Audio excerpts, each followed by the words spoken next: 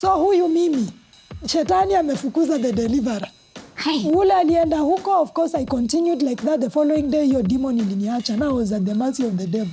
Akitaka anakuja na nitorment. Akitoka aende. I don't know the fate of what would have happened to me at the end. But it was sure that I'm gonna die. Because the devil is not your friend. He came to kill, steal, and destroy. Yeah. No matter where he starts from, the end result is you dying. Yeah.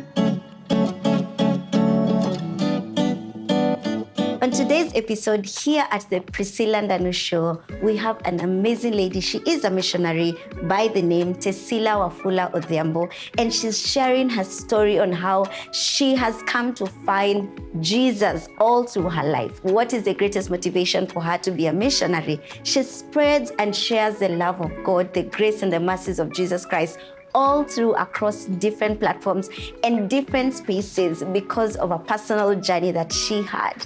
Tesila has had different encounters, from coming to a background of being tormented by demons and spirits and trying to find solution in every place you can imagine. And she has found Jesus after a very long and tiring process. And this Jesus that she found, she realized that she cannot just stay with that good news, but she needs to take it out to the rest of the world. Ladies and gentlemen, this is the first person I have interviewed that has a testament of literally dying and coming back to life, seeing the mercies of God, encountering Jesus, and just being able to sit at a point and realize this is everything anyone would need to live a successful life. I am beyond touched, and I'm inviting you to this journey. Come, join this conversation. I want you to listen. I want you to pay attention and listen to this powerful testimony. I've been moved to tears, and I believe that as you listen, God is going to bless your heart, God is going to touch you, and you're going to understand missionary work at large. God bless you, and help me welcome Tesila to the show. Karibu sana. Yeah. Thank you for coming and saying yes to the invite. Unajua ukialika watu na wakuje, you don't take it for granted. Wow. It's such an honor to have you here. Thank you. You know, a missionary, the first missionary guest that I have here. Wow. Hatujapata mwingine mwenye anafanya mission work. Like, this is the first, and I'm very excited to have you here and to hear everything you have to teach us about all the knowledge that you have. I'm glad. So who is Tesila? Wow, that question is simple but looks hard, but I'll try to answer. Tesila is a daughter of God first. I love Jesus. I converted from Islam to Christianity many years ago, na nimeshikilia. And I'm also a wife to one man called Gideon Odhiambo. He's my best friend. And yeah, we do missions together and life together. I'm also a mother who is hoping to have the children, because I have many children. I do teach children's ministry. And so I'm a mother. Yes. And a mentor, and I'm a missionary. Amen. Yes. Nice, so nice to have you. So ulianza kukuwa missionary siku gani? Ama uliamka tu siku moja ukasema, hey, now I want to go. You know, the only missionary work we know ni ile tulisoma CRE tukiwa primary. I think all of us are missionaries in one way or the other, but our mission fields are different. And so anybody who is in Christ is a missionary, because the greatest missionary is God. It's God. Jesus came all the way from heaven. So a missionary is just basically, in simple terms, mtu mwenye ametoka one place, devoted and dedicated to go and share the love of God with another person in another place. Nice. So myself, when I started becoming missionary, I will say is that niliokoka 2004. And when I got born again in 2004, it was a dramatic experience whereby many things happened and I could not keep silent. I was like that woman of John 4 who encountered Jesus, and she went and brought in the whole village, and I never stopped going telling people. So I cannot really be clear when I started becoming a missionary, but all I can remember is as soon as I received the good news of Jesus, God healed me. I was very sick for 2 years. gone to every hospital. I could not be healed. I tried religion. I went to the Islamic faith. They prayed for me, but nothing changed. I used to be mad. I would be tied up. My situation was pathetic. And then somebody just advised, try witchcraft. And so I had also adventures in witchcraft. And it is in the shrine that the Lord touched this witch doctor to tell me that your situation is too bad and you need to find Jesus. And What? So, yeah, the person who preached to me was a witch doctor in the shrine. Aliona hapa. Nakwambia, that's a Siwezi story for kusaidia. another day, how I got saved. I actually want to know. We have time on this platform. Let me tell you, this is the platform where we really have time. I didn't know that, you know. Wow. What really happened? Okay, let me give it to you and sharing it out to everybody.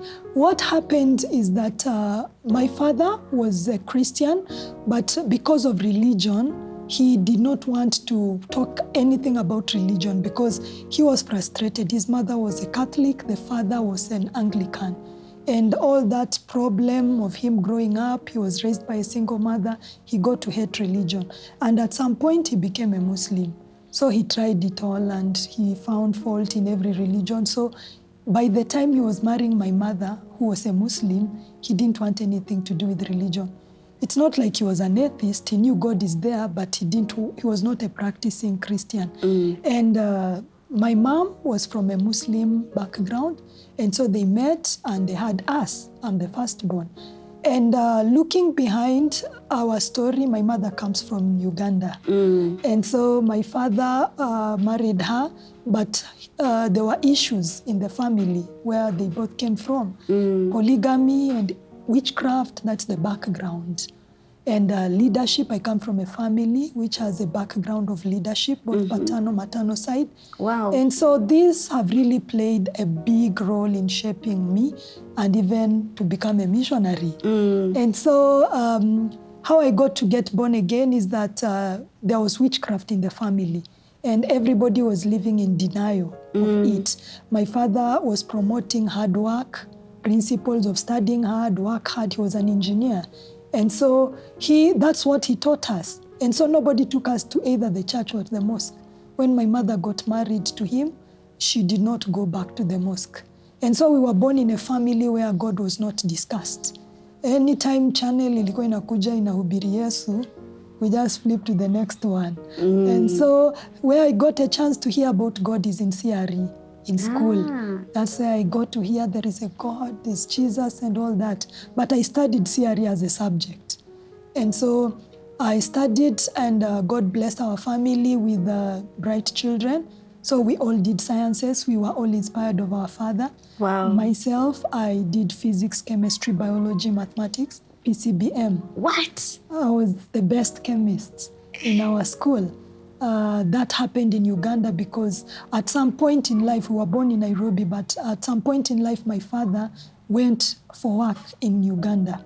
And that's how we studied there, high school. And you can see a lot of Ugandan in me because that's where we went. And I was very bright at school and the same thing with my family, my sisters. And so the people who are family haters were not happy because somehow they had been fighting my father and they were seeing a new breed of people coming up, his children, who are very clever and they are promising. So it's like the misfortunes and all the things that were lost, God was going to use us to restore the heritage of our family.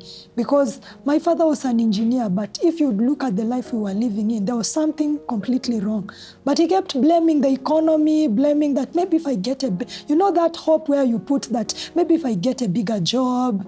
You are not looking deeper to see what's the problem with me. He can earn money, but the money is not there. The next time, things are just happening around, but he's like, it happens to everybody.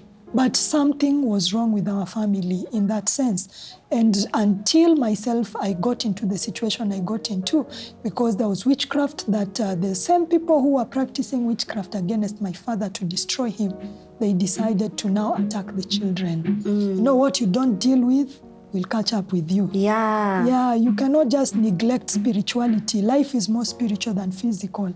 And hard work does not eliminate the need for spirituality. We have to balance our lives. So the story is very long, but I'm trying to shorten it because that's where I started my missionary work. My first work was to start telling people about my story, my testimony, and many would give their lives to Christ. So looking at that background, hard work is what we were promoted to do, and that is what we knew. And then all of a sudden, I'm in Form 5. I've passed, gotten distinction 1 in mathematics. The school does not even know how to appreciate me because I broke a record of over 20 years plus in that school. And so the school was so excited, and they told me, Tess, what we're going to do as a school to reward you, you're studying 2 years free of charge. Wow. So I initiated a bursary, which is up to today happening. 2 years. If you become the best, you study 2 years free of charge. I was the first. Wow. I'm the first girl. Oh, wow. So they gave me combination PCBM, and I started on it. But then soon after I started falling sick, I was very sick. They would take me to hospital, and the doctors don't see anything wrong with me. They did all examination, they treated me, but I was not healing, like sick forever. Until one doctor kept referring me to another and another, and they were all exhausted. They injected me until they had run out of ideas of what to do with me. So one specialist just looked at me and said, I am a serious medical practitioner. I'm a physician, and I have treated many people, but I don't understand your problem. It seems you are sick forever. We treat people, they get healed, and others die. But you're not dying and you're not living. Yes. So he told me, I think your problem is spiritual. Please try to find spiritual help. And that is when it occurred in my mind. I have lived all these years. I've never been to church. When crusades are happening, we are passing the other way around. Nobody talks about God in our family. We don't, of course, talk about the devil, but we are not also talking about God. So I brought this spirituality conversation, which was not welcome at home. And my father was very angry. He said, this is not ethical. How can the doctor say such a thing? How can a physician? Surely. He said, I'm going to sue him. And on top of that, pengine, mtu akishindwa kazi can bring, he says, a bad workman quarrels with his tools. So I think this man here has lost ideas on what to do. I'll take you back to Kenya, to our country, because then we were living in Uganda. There are greater doctors there. There are great physicians. They can handle this case. So my mother awoke to spirituality. She was so heartbroken and said, I think I forsook religion. And that's why now all this, it's like a veil got off her eyes, and she started seeing the things, the misfortunes, the funny things that were happening in the family. And she said, yes, this should be a spiritual problem. And my father could not agree with her. So they started quarreling. And my father was like, yeah, this is how you think when you've never gone to school. My mother is not so educated. And so he's like, I don't know. And my father's relatives were in agreement with him because they're all educated. They're doctors, engineers, and all that. I said, this is the problem. You get marrying a wife who has not gone to school sufficiently. How do you talk about the devil? Where is the devil? And so my mother stuck to that narrative. I was confused. Now I don't know what to believe. Do I take sides with my father or my mother? But my mother said, no, this is a spiritual problem. Because one of the strangest things that was happening, I would have blood, and then I have no blood. The level of blood in me could not sustain human life. Medically, I was meant to be dead. And even if they transfused me blood, 2 hours later, it's not there. So it's like there was something sucking my blood. And so that's the only condition that I was hyperanemic. And it was so shocking that the level of blood in me cannot sustain me to be alive, but I was still alive. And so my mother says, this should be mashetani. So she told me, girl, I'm taking you to the mosque and I'm reviving my faith. Yes. So that's how I joined Islam. I went to the mosque. My mother comes from a prominent Islamic family. They are leaders. So I was having the best of the sheikhs praying for me. But unfortunately, we started engaging genies. Genies are just creations according to the doctrine, and they are good genies and bad genies. And so I started engaging genies to try to deal with my situation. But the situation became worse. In fact, I started becoming mad. I was a lunatic. I could beat 5 people without, even if they tied me with anything, I would just break the chains. And so, and another strange thing is that I would speak French and Lingala perfectly. And nobody had ever taught me those languages. And so everybody was shocked. What's wrong with this girl? And I would be mad like for 2 days. Then the third day. Completely clinically insane, mad. And so my father said, I think this girl, akili mechemuka, she needs to see a psychiatrist. She needs to go seek medical help in a mental hospital. And I used to dream. I would dream I'm being buried. Every day I'm dreaming I'm being buried. And then when I wake up, but before I'm completely buried, I'm pleading with the spirits, please don't bury me, please have mercy on me. They would not. And when they're about to just cover my head, somebody would come in white gown and he would beat all those spirits and he would pull me out of the grave.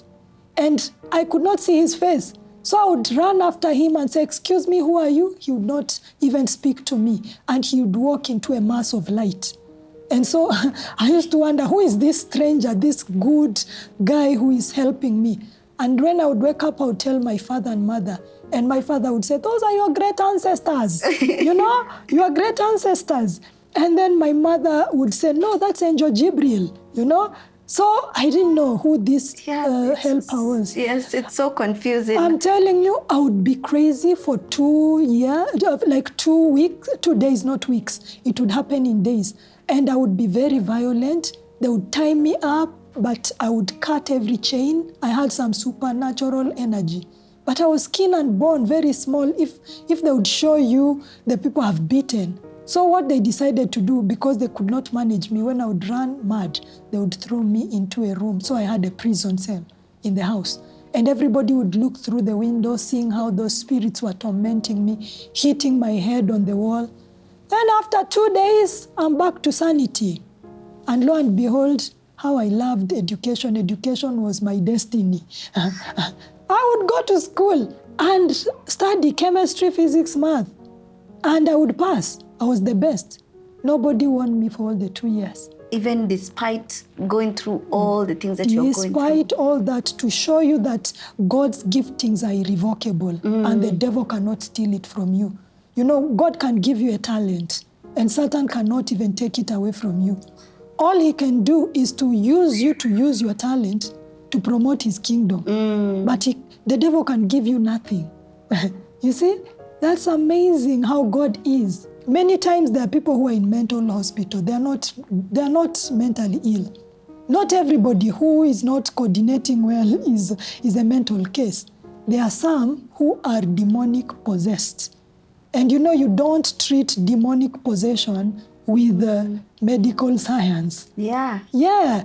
And so we have to learn to distinguish, and that's one of the things which I usually go teaching people. We don't deny that there is also health conditions where people can be mad and crazy, and they can be treated in the psychiatric hospital. But there are people who are demoniacs and they have been discarded in the mental hospital. And so we have to differentiate, because if you're demonic possessed, you only need deliverance. That was me. So I suffered, it went on for a time being. And so until one time, I went from one level of prayer. We used to do duas and all that. And I could pray and fast and do all the things, you know, beyond praying 5 times a day. You know, religion is very cumbersome. Religion is man's way to try to find God. Salvation is God's way to find you. This God who is so big, how do you find him? So God had mercy on me. May I say I never looked for God, God found me. So fast way forward, up to the last sheikh. People kept referring me from one sheikh to another to the last. And the last sheikh just told me, you know what? Your case is very complicated, but we are going to handle it tomorrow. I had a headache which never cured, no matter what I would take. So I had just adopted it to be my lifestyle. Then I started seeing things. I would see them. And I would tell people, this is what I'm seeing. I'm seeing an old man here. They were so real, now it stopped coming only dreams. I was seeing physical things during day. And my father was like, you need to go to the mental hospital. And because my mother believed I was demonic possessed, bless the Lord for mothers, she believed what I was saying, and my problem was spiritual, so they even had a problem in their marriage. And my father said, once you stop thinking and reasoning like an illiterate, then we take this girl to the hospital. That's all where we want to be involved. I don't want to be involved in her life. So I was abandoned to my mother and all those who had a school of thought about my case being spiritual. But I bless the Lord that God loved me so dearly.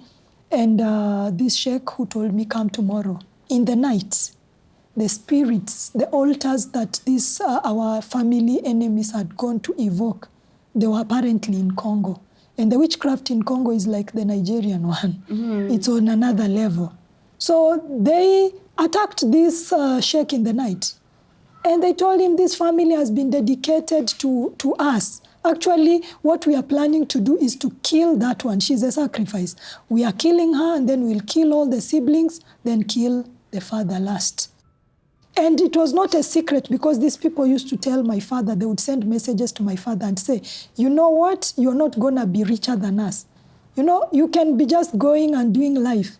Kumbe, there are people who are jealous. They are not happy that you're making it in life. And so my father was saying, give neglect. Just don't mind about them. And so this is what happened. They kept saying, sending messages to people. This now are the relatives. The relatives, yeah. Because this was an in-house problem. Yes. You know, somebody does not come from outside there to start attacking you. The Bible says the enemies of a man will start from the in-house. Yeah. You don't need to look far. And so they used to speak arrogant. Evil people are very proudful and arrogant because they had money. What was this war all about? It was just about heredity. Who is going to be the heir? My father is the firstborn, although he was born alone, and the others were born many. And so they felt bad. Why should my father be the heir to his father's wealth? Because his father was very rich. And so it was a battle for control of wealth and all that kind of stuff. And it took people to extremes of, engaging witchcraft. And so even in the night when these spirits used to come to strangle me, they would laugh at me and tell me, we are killing you slowly, and don't think you're the only one. We are going to clear you out because we want to have fun. We want to destroy you. We will kill all your siblings, then kill your father last so that he can feel it. He must bury all of you before we are done with him.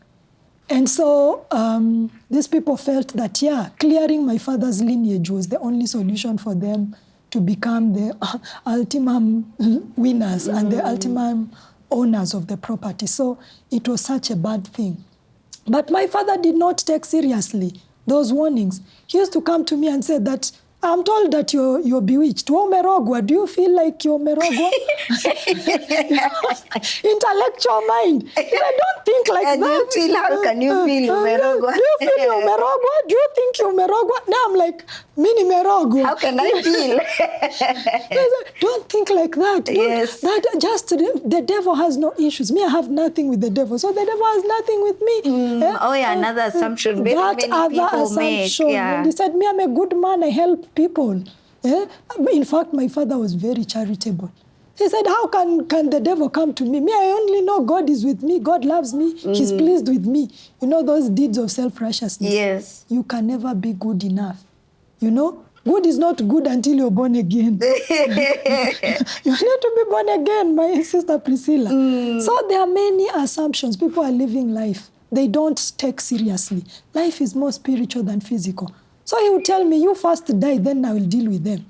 So I'm like, your father has laid you down on the table. He's not even believing what is happening to you. So I stopped telling them about my experiences, but I would tell my mother. And so these spirits came and beat up this man. That night now. Deliver me. The following morning we went there. He was filled, alikuwa mevura. He was swollen all over. Oh no. And they told him, if you want your peace, you don't want us to come for you, please let go of this family. And so this man didn't want anything to do with us. So when you went that day, the following day, that's when he yes, he told you what happened, and he's like, well. And in the prayers that side, you have to pay. That's why today when I see churches which charge people, Jesus says, freely you are given. Freely give. The gospel is free. We are supposed to, bless the people of God because people are suffering. And those are some of the things which really hurt me when I see people making merchandise of the gospel, trading on the gospel. You have a gift. Instead of helping people, you want them to pay you before you can do anything. That's so wrong. It's not even godly. And so that's what happens in religion. And then there are rituals which are involved. It's very costly. Religion is very costly because you have to make some rituals, this, that. I don't want to go deep into it, but there's money involved. There is time involved. Yes. Bless the Lord for grace. Bless the Lord for his blood. People just talk about the blood of Jesus, but they don't know the power in that blood, to the greatness, to the magnitude of what it is. And so with my story, this man was beaten. Alichapwa. The following day when we showed up there, he said, I don't want to have anything to do with you. Just go away. I don't want anything to do with you. Your demons don't have hazina adabu. Hazina adabu. And imagine now, Jesus said you can... it sounds so funny, but it is not funny. I am telling you some of these things. I think mine was happening physical. But today there are people out there who you are trying to do life. Somebody who wants to help you. Anapatwa na mikosi. You see? You find yourself. Somebody say, you come to Nairobi, I'm going to get you a job. And the moment you reach that, they become sick. You are asking somebody, please assist me. Every time they want to assist you, something bad happens to them. And so,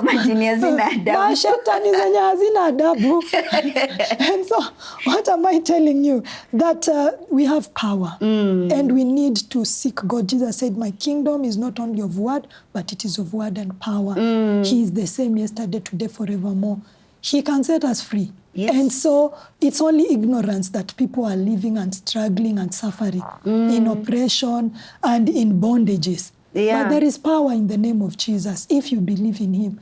And so me, I didn't know that. This man chased me away and I tried to find other people. They said, ule ni kama umeenda kwa pastor, youth pastor akakwambia enda kwa elder, and then elder amekutuma kwa pastor wa kanisa, and then finally ameshindwa. Can you come back downwards? You can't. You have to look for now. So I had reached the dead end. Everybody was saying, huyo ndio sasa ndio anatusaidianga.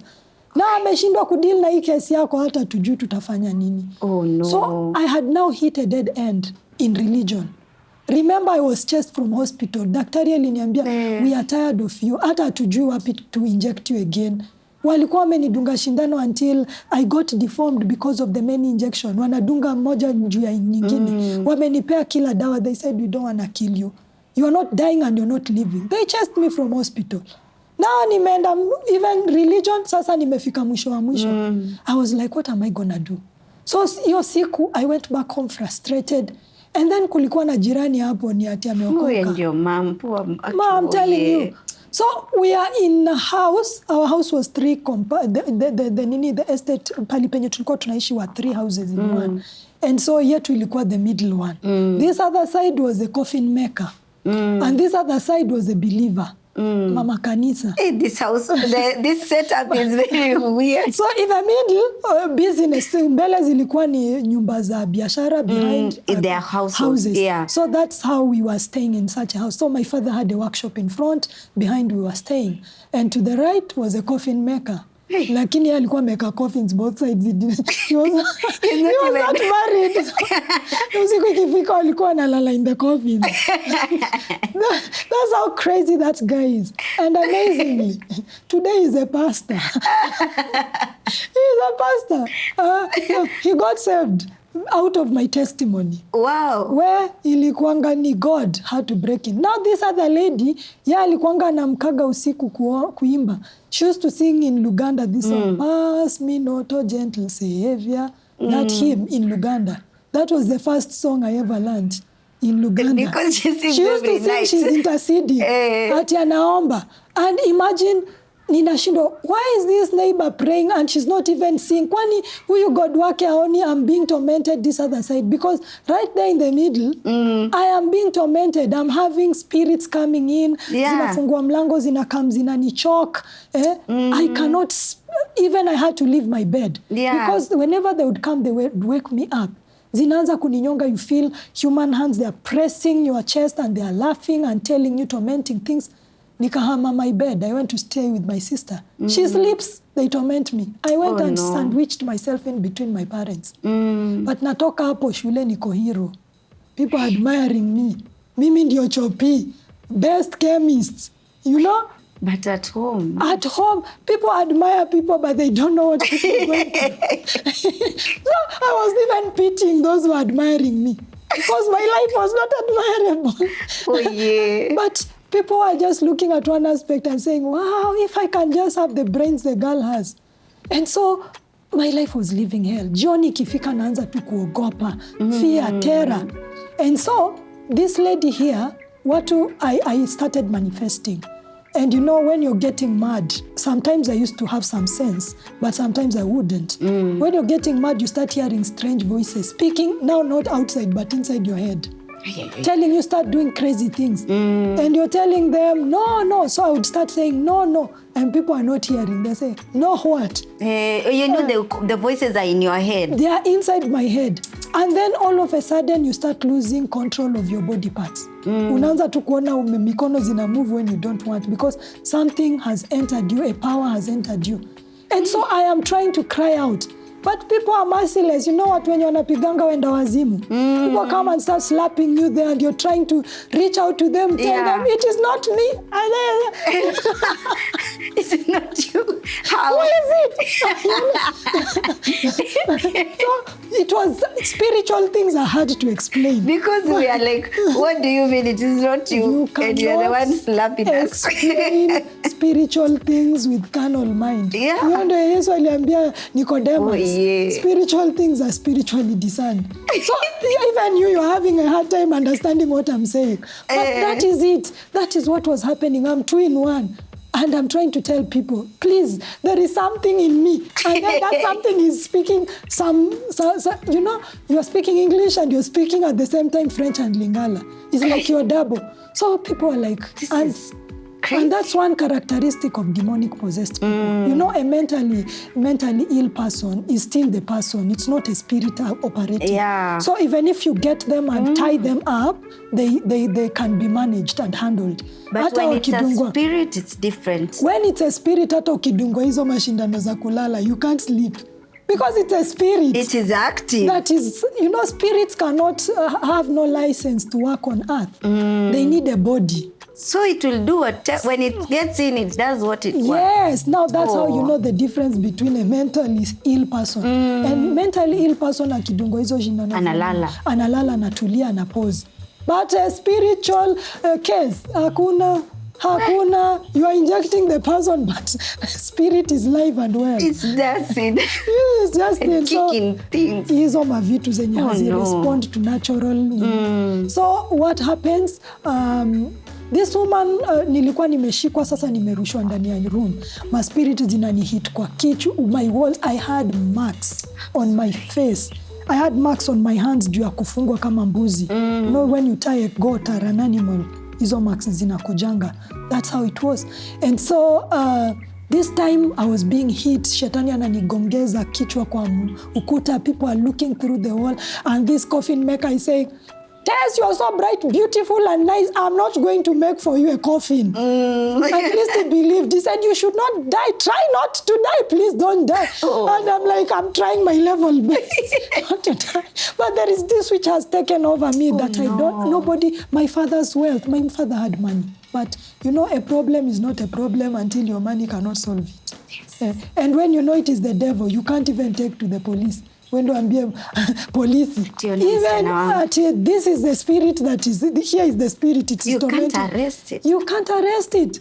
So only way you can deal with spirits is to deal with the spiritual God, because he's a greater spirit and he's the creator. Yeah. And we are also spiritual beings in physical bodies. Yeah. So the only way for us to get deliverance is to be spiritual.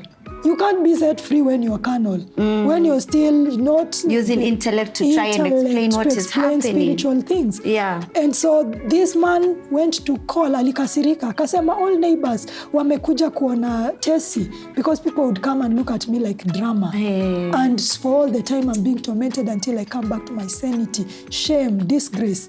You know, you're a hero, but you're also shamed. And those are the things which Jesus delivered me from. And so they go to this woman's house and they tell her, wewe uko tu hapo unakaa kwa duka yako. Engineer's daughter is being tormented here.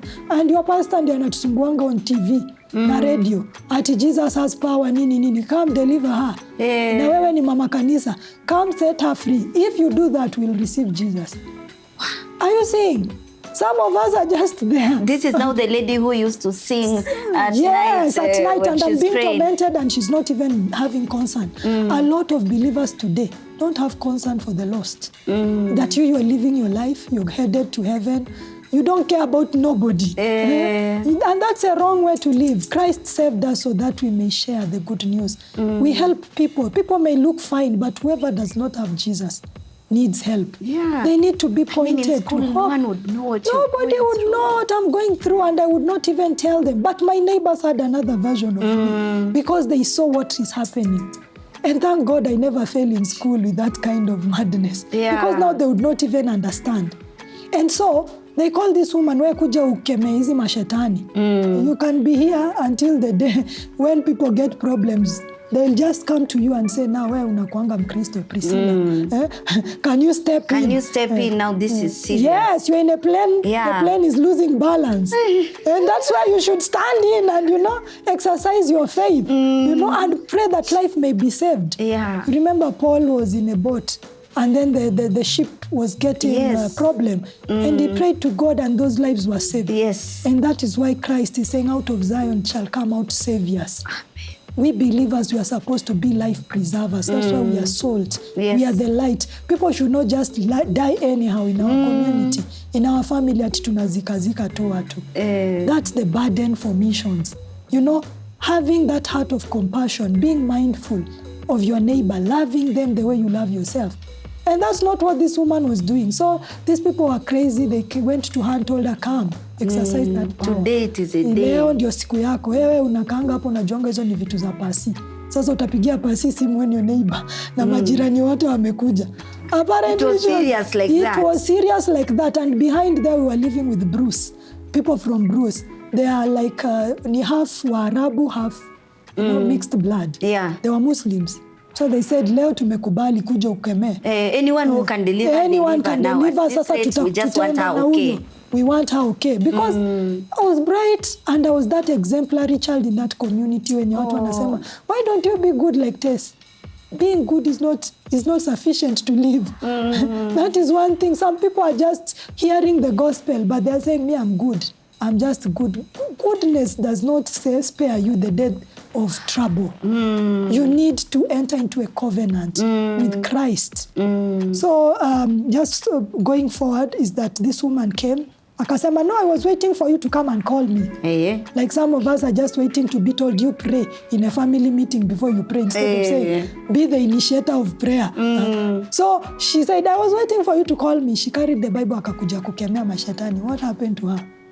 What happened to the sons of Sceva is what happened to her. Kumbe this woman during day alikuwa during night anaenda huko kwa waganga wampatie dawa ya biashara. She has trusted God with all things but biashara, not the business. Oh, so she was mixing. Yeah. Mixing. So when she came to you're like a Christian, but then you're seeking other powers. Umeokoka, be saved. Choose one thing. Ukiamua tu kukue sina, just be one. Hapo sasa kakaumana. She came to cast the demons. The demons zili reveal secret yake. Zikasema wewe, suna kujanga and we give you powers to go do business. If we are lying, cast us will go. But if not, piga magoti.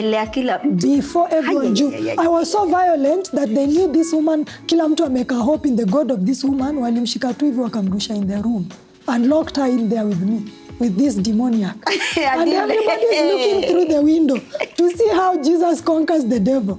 Only for the what? To be represented.